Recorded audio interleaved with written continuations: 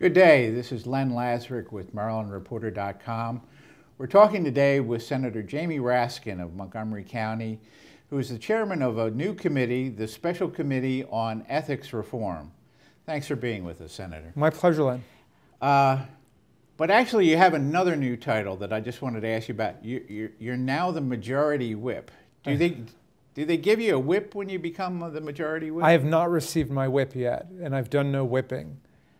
So it might be more of an honorific than an active office. Well, do you know what a whip does? What does a whip do? Well, I guess it goes the president, the majority leader, and then the whip. And so if the majority leader is not there, I guess I would serve the role of the majority leader and help to build consensus and illuminate issues within the Democratic caucus. But a whip kind of implies you do a little bit more than trying to find consensus. Yeah, I know. Traditionally in the Legislative Assembly, a whip is someone who whips up the vote.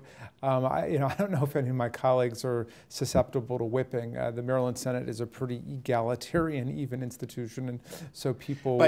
But speaking of whipping, we don't have any such penalty for a violation of legislative ethics. So you've been named to this new special committee, which just established in the last week or so, to look at ethics reform. What is that? And you had your first meeting on Friday. What is that committee going to do? Well, it's been more than a decade since we've done any sort of a comprehensive inventory of what our ethics laws are and how they've been affected by changes in legislative procedure, changes in technology, and developments around the country. So we're looking at what the best practices are, and we're trying to figure out how to modernize our ethics laws and give Maryland the strongest, toughest ethics laws in the country. What led Senate President Mike Miller to set up this committee? I think that there's a growing concern across the country, and in Maryland too, about government ethics and sagging levels of public trust in government institutions. As I've gotten into this more deeply over the last week or two, I've come to focus on the fact that the vast majority of people who serve in the General Assembly and serve in government life are really doing an excellent job and adhere to the highest public ethics, but some people don't, and then it gives everybody a bad name. But we certainly can improve our ethics laws to make them stronger and clearer, and improve our disclosure laws to make the information that we as public officials disclose available to the whole public. And we have got to use the internet to do that. Right now, I think we might be the only state in the union that requires people to come all the way to the state capitol, to a room, to sign in order to access information about the professional involvements and associations of the members of the General Assembly. So that should be public information. The basic essential material information should be online. It is public information, it's just hard to get. It's public, but it's virtually inaccessible for a lot of people. But it should be public and accessible. To be public should mean that it's really accessible. Well, what about this impression of legislators being unethical? You're in your second term here, but you teach constitutional law. You teach at American University, the law school there, and what is your impression of the general ethical level of the people that you serve with? I think the ethical level is in general very high, and that people are really devoted to the public interest and the common good.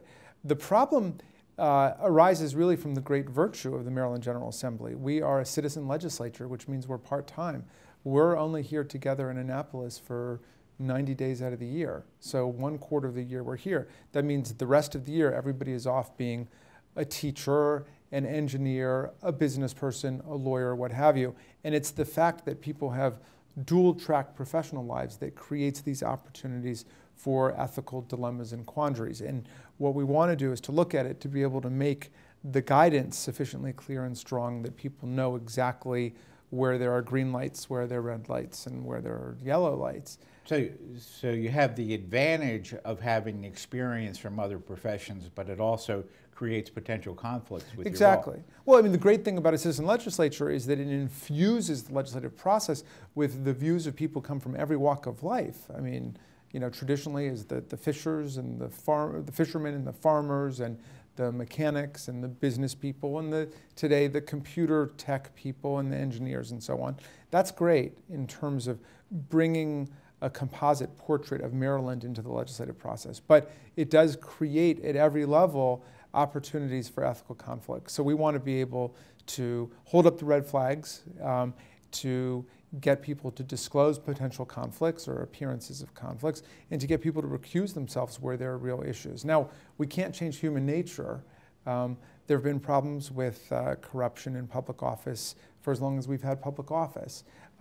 But we can at least make all of the rules of the road really clear and create a kind of cultural climate within all of our government institutions, legislative, executive, and judicial, that we expect the highest levels of performance. You're just getting started with this process, though.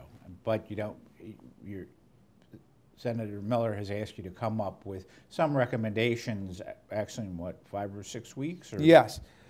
The President has asked us to deliver a report by March 1 of what we think are the most important things to do now. And so I think internet disclosure is high on my list. I'm not quite sure where the other members of the committee are now, but at least putting up online those things that are most salient, most essential for the public to know, consistent with the legitimate privacy interests of members. We could also look at the whole question of sanctions that are available to the Maryland General Assembly in dealing with misconduct. It shouldn't be that either you just get a mild reprimand or you get expelled. There should be a range of things available. And right now I'm not certain that we've articulated and developed a practice of doing things in between. I'm going to conclude with a question out of the blue, which we haven't rehearsed. I've seen mentioned a couple of times that if the current Attorney General Doug Gansler ran for governor, that you might consider running for Attorney General. Yeah, I would definitely think about that. I like the range of things that go on in that office in terms of environmental law enforcement, consumer law enforcement, antitrust, and so on. But the truth is I love what I've been able to do in Annapolis as a senator, and that also allows me to teach and write. So I've got a tough decision personally to make, but I'm definitely interested in that office, and I'm very committed to the success of that office. Well, great. Well, thanks for being with us today, Senator Jamie Raskin of Montgomery County. And thanks for watching MarylandReporter.com.